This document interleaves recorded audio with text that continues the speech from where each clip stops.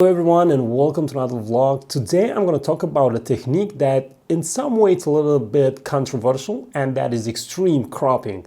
And I'll show you on 10 of my photos how extreme cropping can increase the quality of your photos.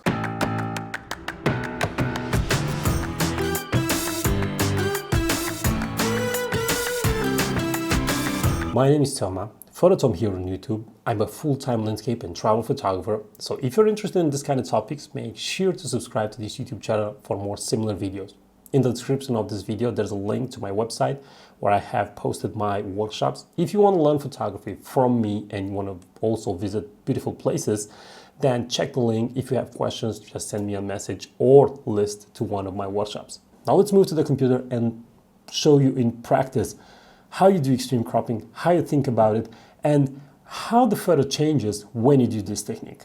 I'm in Lightroom right now, and I will show you on 10 of my photos how I'm doing extreme cropping and why is that useful. Now, let me start with this photo that it's, as you can see, it's black and white. Now, if you take a look at the photo, the way it develops is to the right more. And yes, you could leave it like that, but you can do a framing of 1 by 1 and have it something like this and something like this. And now you are having kind of like this huge rock and also the clouds above it, that it kind of mirrors the rock underneath. It's not an extreme cropping yet. I will also show you other photos. Over here we have a mountain wild goat, and we can do several things. First of all, we can do free cropping. This means that you use whatever aspect ratio you want, and I feel that for this shot something like this, extremely wide, could work. The problem with this is, yes, it looks interesting to your eye, but it's not that interesting to be seen on the screen of a phone or on a computer, because it's that wide. On the phone it looks really small, and that's why you don't do it. But let's reset it and let's use the same aspect ratio as the photo itself, and we can go something like this. And this is kind of like, this is really extreme. So we have an image like this, and also we can do something like this, and we can have a really simple image and have in the background the rest of the landscape. There's a small village down in the valley, and this puts things in a certain perspective. Let's move to another photo.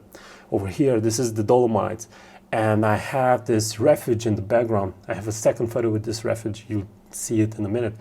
But here I really liked how the valley, these two stone walls create like a V shape. And when you have something like this, your eye tends to focus. And I use that, but you need to crop it a little bit more. And the way I'm going to do it is something like this. And as you can see, I'm concentrating on on having that V shape like that. Also, you need to straighten the image so it looks something like this. It draws you into the frame a lot more. Yes, and this is the second image, and I really like the darkness and then the spot of light, but then I realized that you can go with a 16 by 9 format and you can crop it something like this,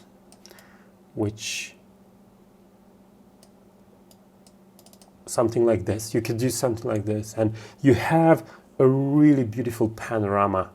And this is reducing the image to its core. Let's take a look.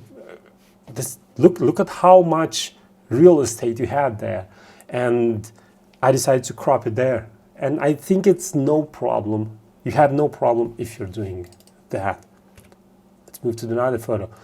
This one. And I really like how the light was going on that peak in the distance. But I didn't have the lens to frame it the way I wanted. So let's do something like this. Yes, it's extreme. But look at how powerful the image becomes. It's completely changed. It's a completely different image. This one offers multiple opportunities. Let me just show you. You can do something like this. And you have the forest in the lower part, and then you have that peak in the upper right part. But you can go to the extreme. You can have lots of negative space, and only to the left a glimpse or a hint of the rock. You can also go with the portrait mode and have something like this. So as you can see, there are 3 or 4 images, including the original one, in just one photo. If you pose this over time, it will appear that you're having different images. This is a panorama from Norway. And when you crop it to the extreme, you have a lot of room because there's a lot of resolution. But you can keep the aspect ratio if you want. And you can go with the cropping something like this. Let me just... Okay. Or you can change the aspect ratio and have something completely different. But if you take a look at how big the actual image is and how I reduced it, sometimes when you are out there in the field, it's like you see something, you feel something is working, but when you go back and you look on the screen of the computer, in that moment you are completely disconnected from the moment when you were actually there. So you have to realize the viewer will see the image in the same way, and maybe it's not making 100% sense to have all that space around the focus point. And this is one of the ways in which you can adjust this by doing extreme cropping. Again, in Norway. So let's do one smaller crop, something like this. Okay, and now the image is tighter and you have a much more compelling image. Or you can go to the extreme. You can have, let's say, something like this, where you have only one rock and one mountain in the background, kind of like a similar, two similar elements.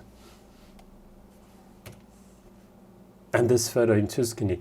Now, sometimes the photo is about what's happening in the lower part of the image, and sometimes it's about what's happening in the upper part.